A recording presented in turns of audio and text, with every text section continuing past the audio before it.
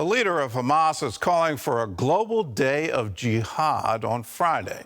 That has Jewish communities worldwide bracing for potential attacks. Here in the U.S., state and local authorities are ramping up protection of synagogues, Jewish schools, community centers. National security correspondent Caitlin Burke has the details. Long before Hamas attacked Israel, anti-Semitism in America has been a major concern. Now, spurred on by this current Middle East conflict, a wave of anti-Israel protests is spreading hate against the Jewish community. From the river to the sea, Palestine will be free. Palestine will be free. This type of rhetoric can lead to violence. And sadly, Devorah Halberstam, an activist against anti-Semitism, knows that all too well. Her oldest son, Ari, murdered for simply being Jewish back in 1994. My son's case in particular was a revenge attack for what was taking place in the Middle East. So certainly on a smaller scale, it was similar to that. And my son, who was completely innocent, it was an attack on an entire van load of identifiable Jewish students. And Ari, his van was shot up with 40 rounds of ammunition. Halberstam calls the hate that fuels anti-Semitism a threat to all of civilization, not just the Jewish community. It's amazing how much devastation hatred could create. But people need to look at this and say, that could be my son and my daughter, and my sister or my brother or my friend or my neighbor. While state and local leaders see no current credible threats against their Jewish communities, they aren't taking any chances. In New York City, home to the world's largest Jewish population outside of Israel, the NYPD is under orders to make sure they have all the resources they need to feel protected. Governor Kathy Hochul reiterating anti-Semitism will not be tolerated. And I'll continue to fight anti-Semitism every place it rears its ugly head. We will defeat evil right here in New York. Let's win this, everyone. Let's stick together. New York stands with Israel. Virginia Attorney General Jason Miyares tells CBN News state police have ramped up patrols of synagogues, Jewish day schools, and Jewish community centers. Anti-Semitism is the world's oldest form of bigotry. It seems to always come out of the shadows when there's conflict, and right now we want to make sure that our Jewish citizens feel protected and safe and secure. Meanwhile, in Washington state, members of the Jewish community say their leaders have failed to follow through on promises of increased security. Seattle talk show host Jason Rantz, author of the book What's Killing America, says liberal policies in his state have created an environment that feeds anti-Semitism. He blames the lack of condemnation of the Hamas attacks for causing greater anxiety among the Jewish community rather than providing a sense of security. We're noticing who's showing up to these pro-Hamas rallies, and I think people are realizing these are our neighbors, right? These are our doctors, our lawyers, our kids' teachers, and that is a terrifying reality that you have people celebrating the deaths of innocent Jews. And they seem to feel like it's okay to hold that position. According to the Anti-Defamation League, a rise in anti-Semitic activity usually follows periods of increased hostilities between Israel and terrorist groups. The ADL is urging the Jewish community worldwide to remain vigilant. Caitlin Burke, CBN News, Washington. Well, joining us now is my friend Rabbi Yitzhak Adlerstein of the Simon Wiesenthal Center.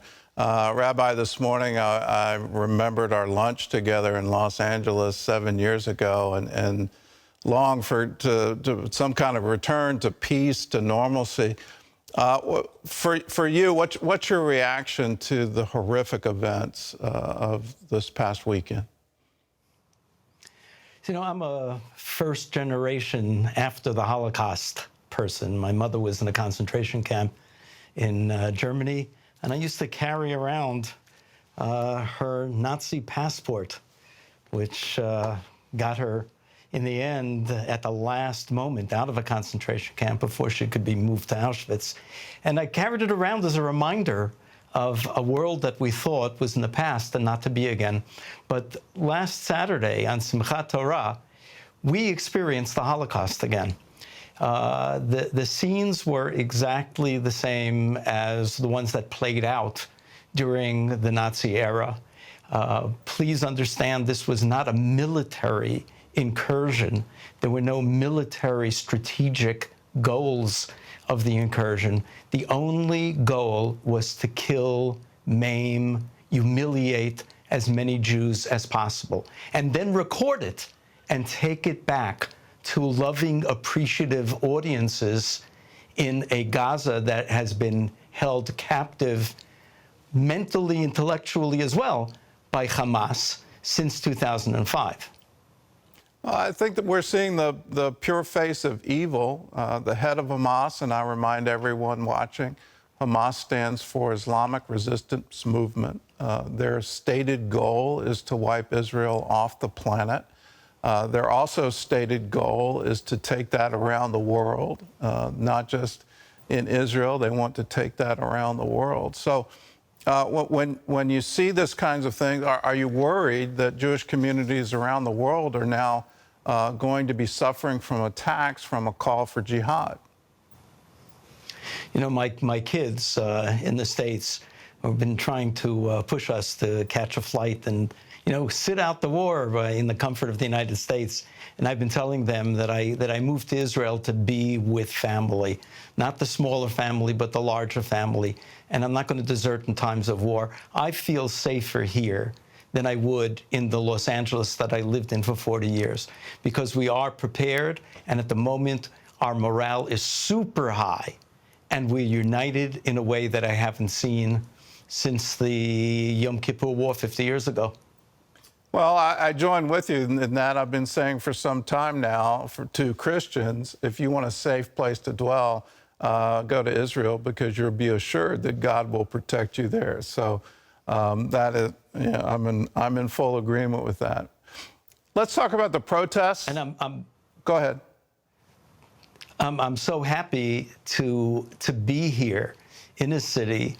I came to be among believers, and it's just so wonderful that I can be among believers, not only my Orthodox Jewish believers and the rest of the Israeli nation, but Christian believers as well, because they may be the only people on the face of the earth who really are going to get what is at the bottom of what they're seeing about the events of last Saturday.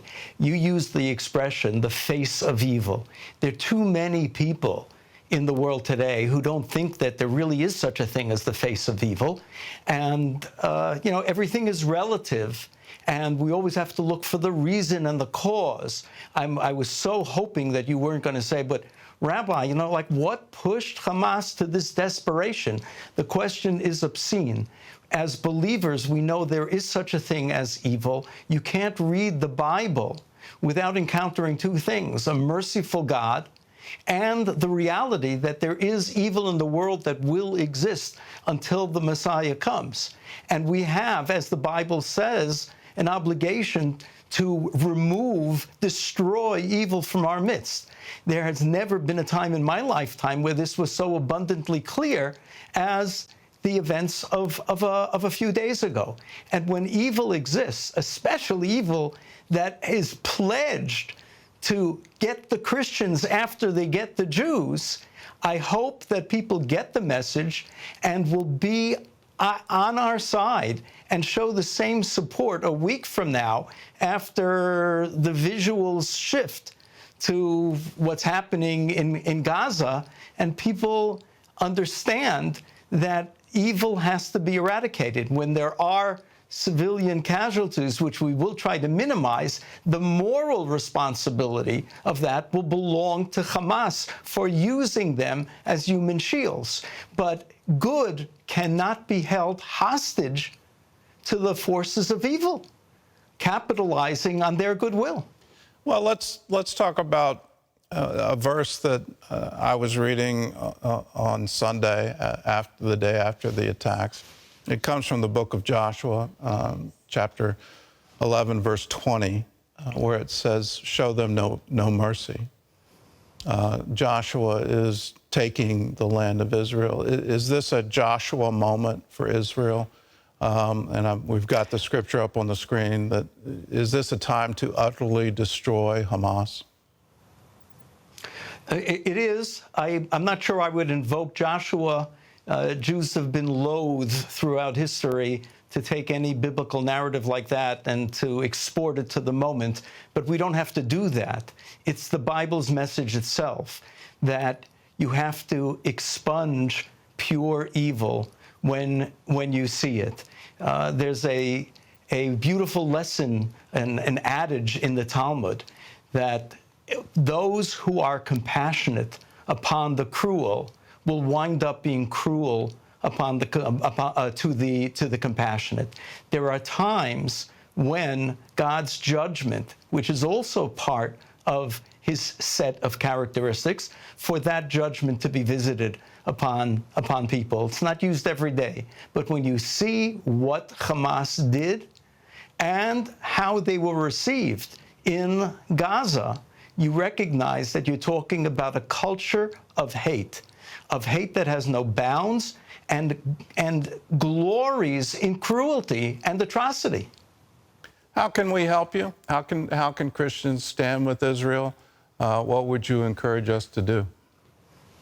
I'd encourage you to do what you've said before, which is to pray, because Tzahal, IDF is great, but the morale of the soldiers is so dependent on what other people are doing and thinking and praying for. They're doing a heck of a lot of praying, and we want your prayers too. But we want you to understand, we don't want sympathy. We're not victims. We can take care of ourselves with the help of God. We want you to see this as a moral issue, as the time that Hamas has to be taken out.